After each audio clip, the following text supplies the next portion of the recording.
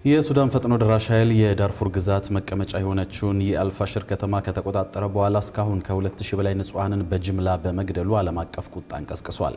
በተለይ የፈጥኖ ደራሽ ኃይሉ ወታደሮች በአንድ ሆስፒታል ላይ በፈጸሙት ጥቃት 460 ታካሚዎችንና የሕክምና ባለሙያዎችን በጅምላ መግደላቸው ዘግናኝ እንደነበረ ከስፍራው የወጡ መረጃዎች ያመለክታሉ።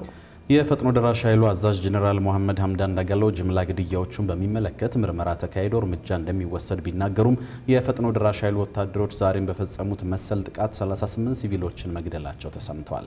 ዘነበ ኃይሉ በዚሁ ሶስተኛ ዓመቱን ባስቆጠረው የሱዳን ጦርነት አሁናዊ ሁኔታ ላይ የሚያጠነጥን ትንታኔ ያሰናድቷል። ተከታትለን እንመለስ። ምንም እንኳን ሶስተኛ ዓመቱን ያስቆጠረው የሱዳን ጦርነት አስከፊነቱ አጠራጣሪ ባይሆንም በቂ የሆነ ዓለም አቀፍ ትኩረት አለማግኘቱ ይነገራል። በሱዳን ጦር አዛዥ ጄኔራል አብዱልፈታህ አልቡርሃንና በሱዳን ፈጥኖ ደራሽ ኃይል አዛዥ ጄኔራል መሐመድ ሐምዳን ዳጋሎ መካከል የገባው ነፋስ ለሱዳናውያን ወደ ሶስተኛ ዓመቱ የተሻገረ መከራን ነው ይዞ የመጣው። ሁለቱ የሱዳን ከፍተኛ የጦር አመራሮች ችግሮቻቸውን ተነጋግረው ከመፍታት ይልቅ ጦርነትን መምረጣቸውን ተከትሎ ከ150 ሺህ በላይ ሱዳናውያን ሕይወታቸውን ሲያጡ 14 ሚሊዮን የሚሆኑት ደግሞ ኢትዮጵያን ጨምሮ ወደ ተለያዩ የጎረቤት ሀገራት ለመሰደድ ተገደዋል። በቀያቸው የቀሩት ሱዳናውያን ደግሞ ለረሃብና ለተለያዩ በሽታዎች መዳረጋቸው ነው የሚነገረው። የሱዳን ጦር በፈጥኖ ደራሽ ኃይሉ የተያዙ የሀገሪቱን ይዞታዎች እያስለቀቀ መዲናዋ ካርቱምን ጭምር መቆጣጠር ቢችልም በወርቅና በተለያዩ ማዕድናት የበለጸገችውን ዳርፉርን ግን ሙሉ ለሙሉ ለመቆጣጠር ሳይችል ቀርቷል። በዚህ አካባቢ በሁለቱ ወገኖች መካከል የሚደረገው ጦርነት ለ18 ወራት ያህል የቆየ ሲሆን የሱዳን ጦር በመጨረሻም በዳርፉር የምትገኘውን እና በቁጥጥሩ ስር የነበረችውን አልፋሽርን መልቀቁን ተከትሎ የፈጥኖ ደራሽ ኃይል ወታደሮች ባሳለፍነው እሁድ ነበር ከተማዋን የተቆጣጠሩት። የሱዳን ጦር አዛዥ ጄኔራል አብዱልፈታህ አልቡርሃን ጦራቸው ከተማዋን ለቆ የወጣው ውድመትንና ሞትን ለማስቀረት ነው ቢሉም የከተማይቱ ነዋሪዎች ግን ከተፋላሚ ወገን የጅምላ ግድያ አላመለጡም። በአልፋሻር እየሆነ ያለውን ሁሉም ሲከታተለው ነበር። በዚያ የነበረው አመራር የደህንነት ግምገማዎችን ካደረገ በኋላ በዜጎች ላይ በስልታዊ መንገድ ግድያ እየተፈጸመ ውድመትም እየደረሰ መሆኑን ተከትሎ ከተማውን ለቀን ደህንነቱ ወደ ተጠበቀ ቦታ ለመሄድ ተስማምተናል። ይህንን የምናደርገው ቀሪው ዜጋና የከተማውን ክፍል ከውድመት ለመታደግ ነው። የሱዳን ፈጥኖ ደራሽ ኃይል ወታደሮች ወደ ከተማይቱ እንደገቡ እስካሁን ከ2000 በላይ ሲቪሎችን በጅምላ መግደላቸው የሚነገር ሲሆን በርካታ ሴቶች መደፈራቸውና ንብረትም መዘረፉ ተሰምቷል። የፈጥኖ ደራሽ ኃይል ወታደሮች ሱዳናውያን ብቻ ሳይሆኑ ከተለያዩ ሀገራት የተውጣጡ ቅጥረኛ ወታደሮች ጭምር ያሉበት መሆኑ ደግሞ ለወንጀሎቹ መባባስ እንደ ምክንያት ይገለጻል። ይህ ኃይል የዳርፉር ግዛት ቁልፍ ከተማ የሆነችውን አልፋሽርን ለ18 ወራት ከቦ ሲዋጋ ከቆየ በኋላ ከተማዋን ሲቆጣጠር ከዚህ ቀደም በሀገሪቱ የተደራረቡ ግጭቶችንና ቁርሾችን ይዞ መግባቱም ይገለጻል። የፈጥኖ ደራሽ ኃይል ወታደሮች በአብዛኛው ጃንጃዊድ ከተባለ የአረብ ሚሊሻዎች የተውጣጡ ሲሆን እነዚህ ሚሊሻዎች በፈረንጆቹ 1990ዎቹ መጨረሻ ላይ በዳርፉር በመቶ ሺዎች የሚቆጠሩ አረብ ባልሆኑ ሱዳናውያን ላይ የጅምላ ግድያ ፈጽሟል። በፈረንጆቹ 2023 ከሀገሪቱ ጦር ጋር በስልጣን ይገባኛል ምክንያት ወደ ጦርነት ከገባ በኋላም በዘር ማጥፋት ወንጀል ስሙ በተደጋጋሚ ይነሳል። የሱዳን ፈጥኖ ደራሽ ኃይል አዛዥ የሆኑት ጄኔራል ሐምዳን ዳጋሎ ይህን ክስ በተደጋጋሚ ሲያስተባብሉ ቢቆይም ወታደሮቻቸው በአልፋሽር የፈጸሙትን የጅምላ ግድያ ግን ከቶኑ አልተፈጸመም ለማለት አልደፈሩም።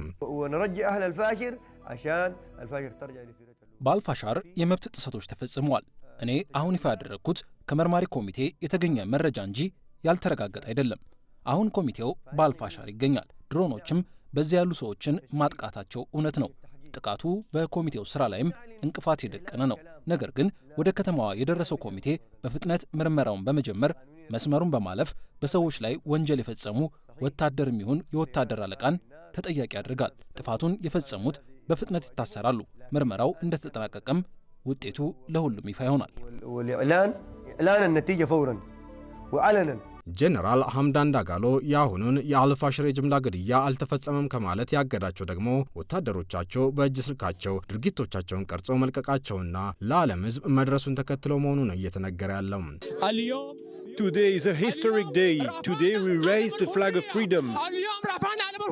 መሰሉ ድርጊት ከሚፈጸምበት አልፋሽር ከተማ አምልጠው ወደ አጎራባች ከተሞች የደረሱ የአልፋሽር ነዋሪዎች በሰጡት እማኝነት ደግሞ የፈጥኖ ደራሽ ኃይል ወታደሮች በግድያ፣ ዝርፊያ እንዲሁም ሴቶችን በመድፈር ወንጀሎች ላይ እየተሳተፉ እንደሚገኙ ገልጸዋል። ይህ ጥቃት ሆን ተብሎ የሚደረግ መሆኑን የሚጠቅሱት ነዋሪዎቹ ዋና ዓላማውም አረብ ያልሆኑ ሱዳናውያንን ማፈናቀልና ዘር ማጥፋት መሆኑን ጠቁመዋል። ከፈጥኖ ደራሽ ኃይሉ የቀድሞ ድርጊት አንጻር የአልፋሽር የጅምላ ግድያ የሚገመት ነበር የሚሉት የእርዳታ ሰራተኞች ደግሞ ምንም እንኳን ዘግይቶም ቢሆን የዓለም ጤና ድርጅት በዳርፉር ያለውን ሁኔታ ቢያወግዝም ዓለም አቀፉ ማህበረሰብ ግን ዝምታን መምረጡ አሳዛኝ መሆኑን ነው የሚናገሩት። ዳርፉር በወርቅ ኮፐርና ሌሎች ማዕድናት የበለጸገች ግዛት መሆኗን ተከትሎ የፈጥኖ ደራሽ ኃይሉ አሁንም እነዚህ ማዕድናት በመጠቀም ተጨማሪ ቅጥረኛ ወታደሮችን በመቅጠር ጦርነቱን ያስፋፋል የሚል ስጋትም አጭሯል። ሱዳን ምንም እንኳን በጦርነት ውስጥ ብትገኝም አሁን ላይ ወርቅን ለዓለም ገበያ በማቅረብ በአራተኛ ደረጃ ላይ መቀመጧ ነው የሚገለጸው። በሌላ በኩል የሱዳን ፈጥኖ ደራሽ ኃይልን በመደገፍ በተደጋጋሚ ስሟ የሚጠራው የተባበሩት አረብ ኤሚሬቶች ወታደራዊ ድጋፍ መቀጠልም ሌላው ይህ ጦርነት ለሚቀጥሉት በርካታ ዓመታት እንዲቀጥል ያደርጋል ተብሎ የተጠቀሰ ምክንያት ነው። የሆነ ሆኖ ተመድ በዳርፉር ባለው ሁኔታ ላይ ለመምከር አስቸኳይ ጉባኤ የጠራ ቢሆንም የፈጥኖ ደራሽ ኃይሉ ግን ጦርነቱን በመቀጠል ቀሪ ይዞታዎችን ለመቆጣጠር ማለሙና ይህም ካልተሳካ ዳርፉርንና ሰሜን ኮርዶፋን በመገንጠል አዲስ ሀገር የመመስረት እቅድ እንዳለው መግለጹ እየተነገረ ይገኛል። አምነስቲ ኢንተርናሽናል አሜሪካ አብዛኞቹ ኢትዮጵያውያን በሆኑ ፍልሰተኞች ላይ የመን ውስጥ የፈጸመችውን የአየር ጥቃት በጦር ወንጀል ደረጃ አስቸኳይና ግልጽ ምርመራ እንድታደርግ ጠይቋል። የአሜሪካ ጦር በሰሜን ምዕራብ የመን ሰዓድ በሚገኘው የስደተኞች ማቆያ ጣቢያ ላይ ሚያዝያ 20 ቀን 2017 ዓ.ም ጥቃት መፈጸሙን ያስታወሰው አምነስቲ ኢንተርናሽናል በጥቃቱ በማቆያው የነበሩ 117 ስደተኞች የሞትና የአካል ጉዳት ሰለባ ሆነዋል ብሏል። ተቋሙ ትላንት ይፋ ባደረገው በዚህ ሪፖርት የአሜሪካ ባለስልጣናት ይህንን ጥቃት በፍጥነትና በግልጽ እንዲመረምሩ የጠየቀ ሲሆን ለተጎጂዎችና ቤተሰቦቻቸው ካሳ እንዲሰጡ፣ የሁቲ ባለስልጣናትም በዘፈቀደ ፍልሰተኞችን ማሰር እንዲያቆሙና ከጥቃቱ ለተረፉት ፍልሰተኞች ጊዜያዊ የመኖሪያ ፍቃድ እንዲሰጥ ጠይቋል።